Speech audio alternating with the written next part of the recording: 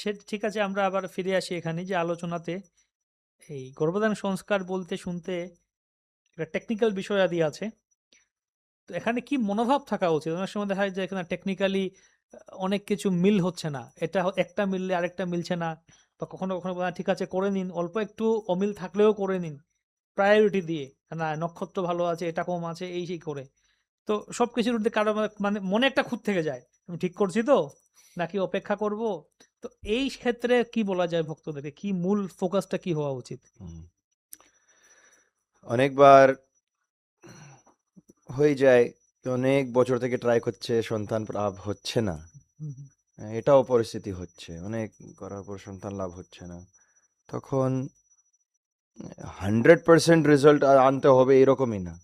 হুম, নক্ষত্র সব থেকে বেশি ইম্পর্টেন্ট, হুম, তারপরে তিথি, তারপরে বার। হুম। তিন মধ্যে দুই ম্যাচ হলে ঠিক আছে। সে যে শনিবারে পড়ে বারটা। তিথি আর নক্ষত্র হুম। এটা বেশি গুরুত্ব। ইম্পর্টেন্ট। উম, কোনো কোনো টাইম দেখতে হবে। আহ, আর কোনো কোনো টাইম এরকমও আমরা দেখেছি 2 মাস 3 মাস 4 মাস মুহূর্ত পাওয়া যাচ্ছে না, পাওয়া যায়, অপেক্ষা করতে হচ্ছে। অপেক্ষা করতে হচ্ছে। আর কোনো কোনো বার এই 2 দিন পর পর পর মুহূর্ত চলে আসে, হুম। সেটাও হয়। তো ওটা দেখতে হবে কি কেমন করা যাবে, আপনার পার্সোনাল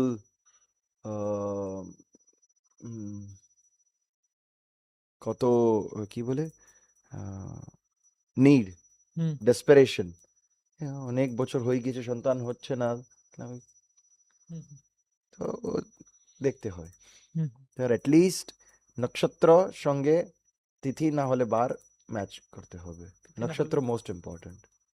আরো আছে নাকি সেই পিঙ্গলা সেই শ্বাস ও আছে? অনেক অনেক আছে প্রভুজি, এরকম তো একটা পুরো গ্রন্থ লেখা যাবে। হুম, একটা ভক্ত আছে, আহ, উনি গর্ভাধান বিষয়ে একটা 150 পেজের গ্রন্থ লিখেছে। হুম, আহ, তো ইড়া পিঙ্গলা, হুম, তারপরে যদি যখন গর্ভধারণ হয়ে যাবে হুম, তারপরে মাকে কি খেতে হবে, হুম, কেমন পরিসরে নিবাস করতে হবে, অনেক বিস্তারিত এটা। আপনি মনে করেন প্রভু, এত বড় ভগবদ গীতা 700 শ্লোক, হুম, হুম, তাহলে পুরো সংসার মধ্যে কত গুরুত্বপূর্ণ থাকবে কি ভগবান কৃষ্ণ নিজে বলছেন, কামা বিরুদ্ধ ভূতেষু ধর্ম বিরুদ্ধ ধর্ম ভূতেষু বিরুদ্ধ ভূতেষু কামোস্মি কামস্মি ভরতর্ষভ। ভরতর্ষভ। ধন্যবাদ প্রভুজি। ঠিক আছে। এই ধর্মর গতে যে আপনি কামবাসনা করে সন্তান লাভ করাচ্ছেন সেটা আমি। হুম, যেখানে ধর্ম অবরুদ্ধ হচ্ছে না, ওই কামবাসনা হচ্ছে আমি। তাহলে কত গুরুত্বপূর্ণ হবে। শুধু 700 শ্লোক আছে গীতায়, কিন্তু গীতা হচ্ছে আমার জীবনের সার। হুম, ওর মধ্যে কৃষ্ণ এটা বলে দিয়েছে কি হুম, ধর্ম অনুগত করে আমরা যে কামবাসনা করি সেটা হচ্ছে আমি। হুম, আপনি প্রাচীন মন্দিরে চলে যান, হুম, আর মন্দিরের গোপুরমে আপনি দেখবেন কি অনেকবার দেখা ও ফিগার আছে, হুম, দেখেন পুরুষ আর স্ত্রী সঙ্গ করছে। তো মনে অনেকবার চিন্তা চলে আসলেন লোকের, এটা কি বাজের জিনিস, আমরা ভগবানকে দেখতে যাচ্ছি না এরকম আহ, কাম বাসনা দেখতে যাচ্ছি, এটা কি?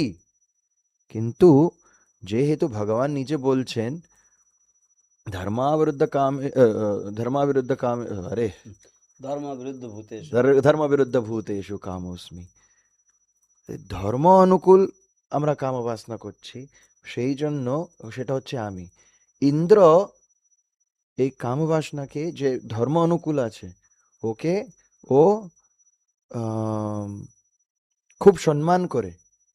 সেই জন্য দক্ষিণ ভারতে আপনি গেলেন, অত বড় বড় গোপুরম আছে, কোনোদিন থান্ডার ওখানে আসলো না, অর্থিং কোথায় করা হয়নি, কেন? ওই কৃষ্ণ ওখানে আছে। হুম, তো সেই জন্য ওখানে দ্বারে রাখা আছে এত বড় গোপুরম, ওর ভিতরে গর্ভধান সংস্কারের একটা প্রতীক রেখে দিল। তো ইন্দ্রর বজ্র কোনোদিন মন্দিরকে স্পর্শ করবে না, আচ্ছা। ওইটা আর্থিং হয়ে গেল। এক কারণ। দ্বিতীয় কারণ হচ্ছে, যে লোক চিন্তা করবে হুম, কত ভালো কত সুন্দর, ভগবান ইম্পর্টেন্ট নাই ওনার জন্য, বাইরে থেকে তোমরা দর্শন করো, এইসব তো দেখতে চাচ্ছ, এটা তো বসে তোমার ধর্ম। ধর্ম অর্থ কাম, এটা গোপুরমে আছে। মোক্ষ চাইলে ভিতরে চলে যাও, হুম ভগবান ভিতরে আছে। হ্যাঁ, তাহলে এটা দ্বিতীয় কারণ।